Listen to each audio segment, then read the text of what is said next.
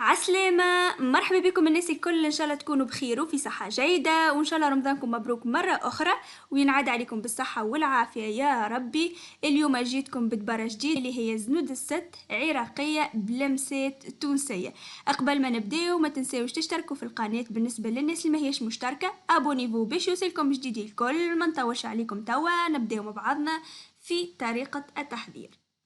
بالنسبة للمقادير باش نستحقوا كيس ونص فرينة، نص كيس حليب يعني نفس الكيس اللي تكايلوا به الفرينة نفسه اللي تكايلوا به الحليب، رشة ملح، مغرفة زيت والا مغرفة زبدة. نحطوا اول حاجة الملح كيما هكا، نحط الزبدة والا الزيت المغرفة ونلموا بالحليب. يعني تنجموا تستحقوا نص كيس حليب بالضبط، والا تنجموا تستحقوا حتى اقل انتوما والفرينه. يعني تحطوا الحليب بشويه بشويه وتلموا العجينه نتاعكم.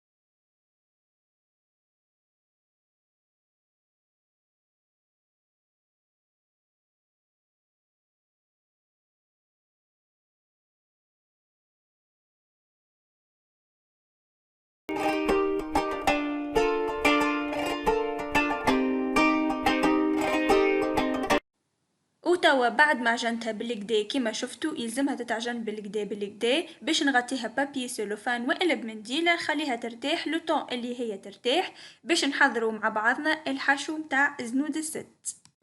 بالنسبة للحشو باش نستحقوا 5 مغارف نشا، 2 مغارف سكر، كيس ونص حليب. انا خذيت لهنا كيس باش نكمل نص كيس اللي هما باش يجوا 300 مليلتر حليب، ومغرفة زهر ولا عطرشية ولا ما ورد اللي تحبوا انتوما.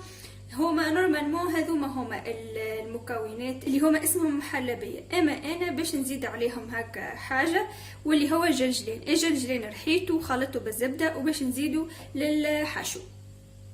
نحطو نشا اللي هو 5 مغارف كما قلت لكم،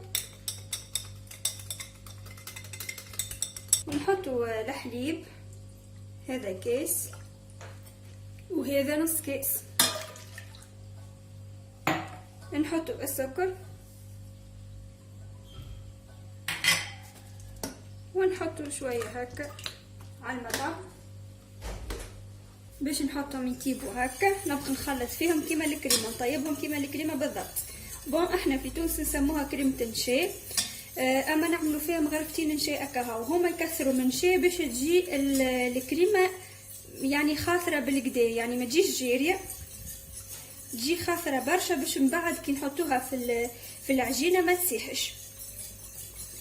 كما تشوفوا توا اختارت بالكدا باش نزيد عليها الجلجلين، ما تقصوش عليها راهي تكعبر. الجلجلين كما قلت لكم حضرت وحطيت فيه زبده مذوبه يعني، وحطيت فيه مغرفه سكر.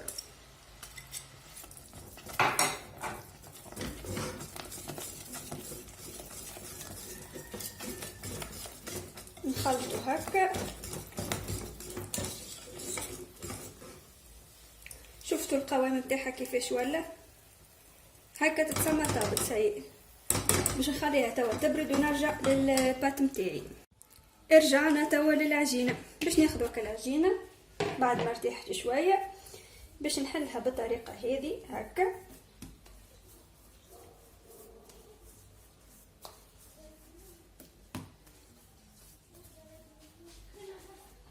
وباش نقصوا فرد كبر، باش نعملوا كعابر فرد كبر يكونوا هكا.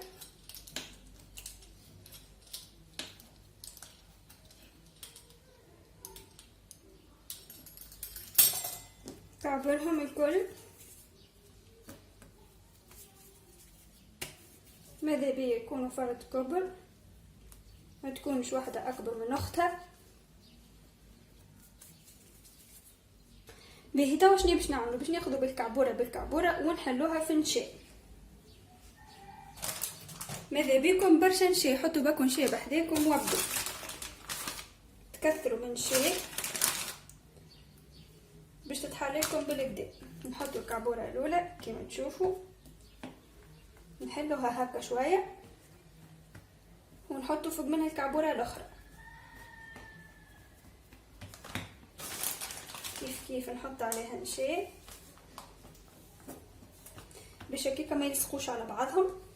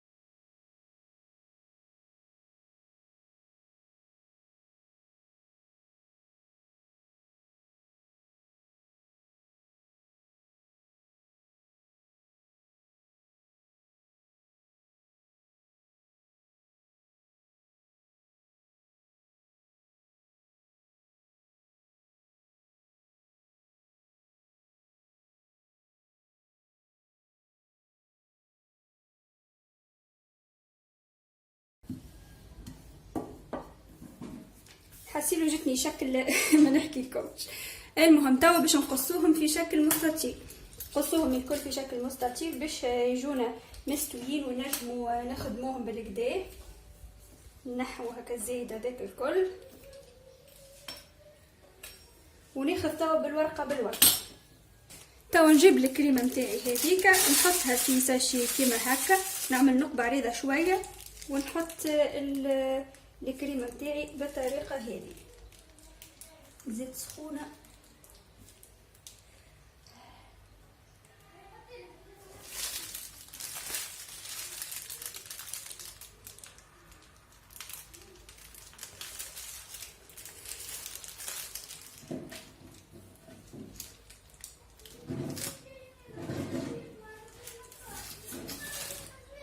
ونشد نروليها بالطريقه هذه هكا.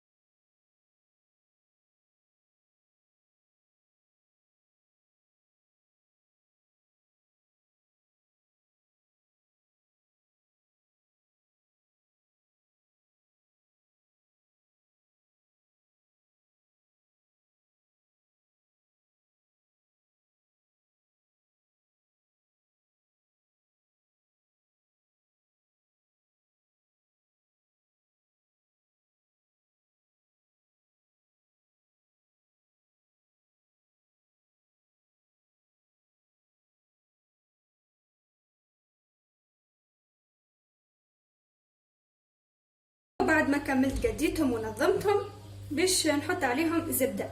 كما تشوفوا الزبده ذوبتها بالكدا بالكدا، وباش نصبها عليها هكا ونحاول الكل يدهنوا بالزبده الكل.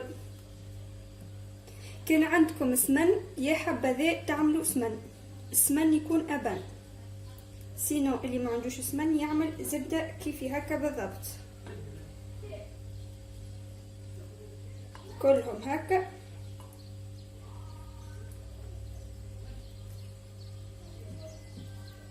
كلهم بالزبده.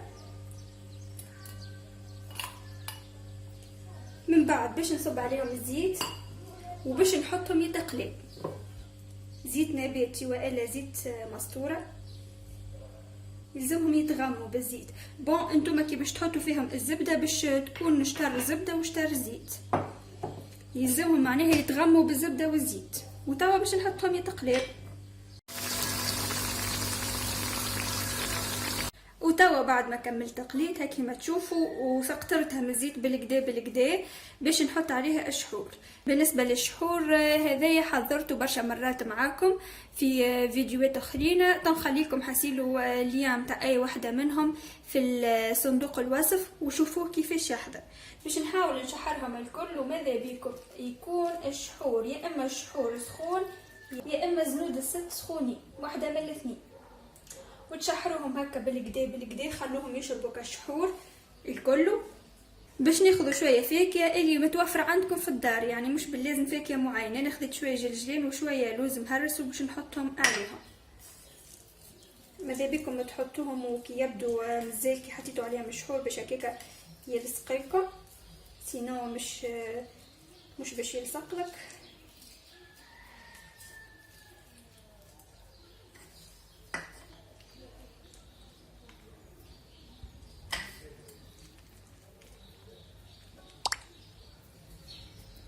وناكلوهم بالصحة وبالشفاء.